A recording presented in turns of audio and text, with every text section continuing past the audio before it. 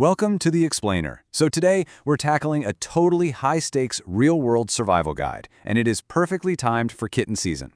Now, I know this can be an incredibly emotional topic for a lot of us, but we're going to approach it today with some very clear, structured, and completely evidence-based strategies. Our main goal here is to equip you with the exact same protocols that professional rescuers use, all to ensure the absolute highest survival rate for outdoor kittens. So let's just dive right in. Okay, I want you to picture this.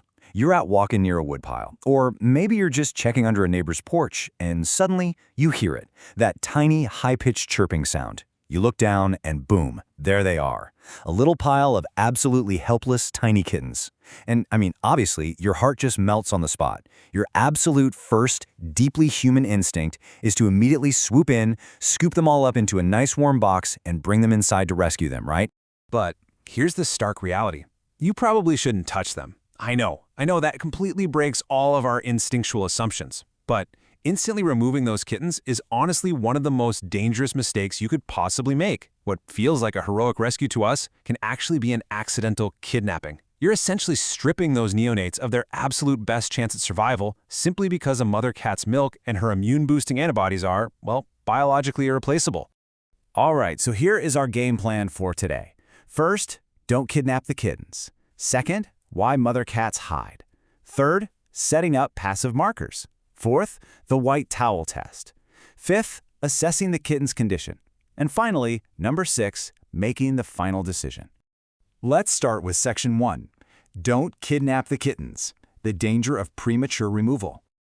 To really understand why premature removal is just so incredibly dangerous, we've got to look at the biology. Like I mentioned, a mother cat's care is simply irreplaceable. Her milk isn't just about calories, it is absolutely packed with crucial antibodies that commercial kitten formula literally cannot replicate. Honestly, a human with a bottle is a very distant second best. So you've got to remember this trap. Hovering over the nest is one of the fastest ways to create a false orphan scenario. Think about it. When you just stand there staring down at the kittens, waiting for the mom to show up, you are actually the exact reason she isn't coming back. Healthy kittens can safely go several hours without feeding as long as they stay warm.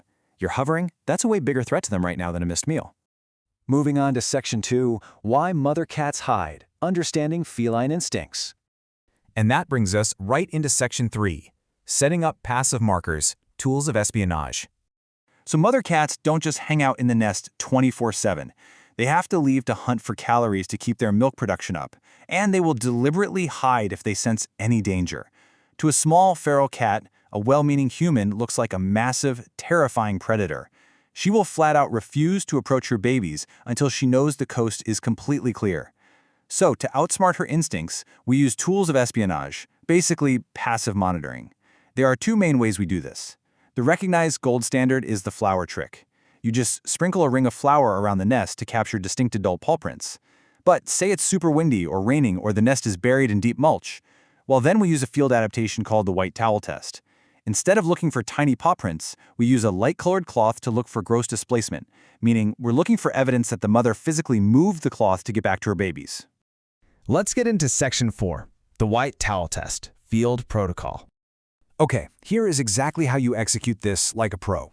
Step 1, do an immediate danger screen. You just need to ensure they aren't in any imminent peril from stuff like nearby traffic or flooding. Step 2, lay a clean, light-colored cloth right at the lip of the entrance or across the most obvious approach path. Do not, and I can't stress this enough, do not put it over the kittens themselves. It's a disturbance indicator, not a blanket. Keep your scent and your noise to an absolute minimum here. Step 3, pull out your phone and take a photo so you know exactly how the cloth looked when you left it. And Step 4, withdraw. Get at least 35 feet away, or better yet, leave the area entirely and then wait a minimum of 4 to 6 hours. Section 5, Assessing the kitten's condition, the interpretation matrix. All right, so you've waited your 4 to 6 hours, or hey, maybe even up to 10 to 12 hours if authoritative guidance confirmed the site is super safe and warm. Now you're returning to read the clues, and the crucial point here is comparing the physical signs you're seeing. A disturbed cloth by itself might just mean a raccoon walked by, right? But if that cloth is shifted, folded, or dragged, and the kittens are warm, pink, clean, plump, sleeping quietly in a little heap with full bellies, that is overwhelming evidence that mom has returned, nursed them, and cleaned them while you were gone. Now, on the flip side, if the cloth is completely untouched and the kittens are getting colder, dirtier, thinner, and they're just crying frantically, that means the mother has likely not returned, and these guys are truly orphaned. Which brings us to our final part, Section 6, making the final decision, when to walk away.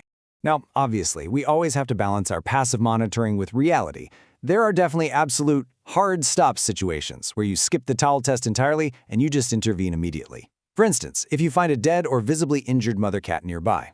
Or if there's a flash flood, extreme freezing weather, or they're sitting literally right next to a busy highway. And fundamentally, if you touch a kitten and it is physically cold, has pale gums, open mouth breathing, marked lethargy, or profuse diarrhea, those are critical medical emergencies. Things like hypothermia and hypoglycemia will kill a kitten in just hours.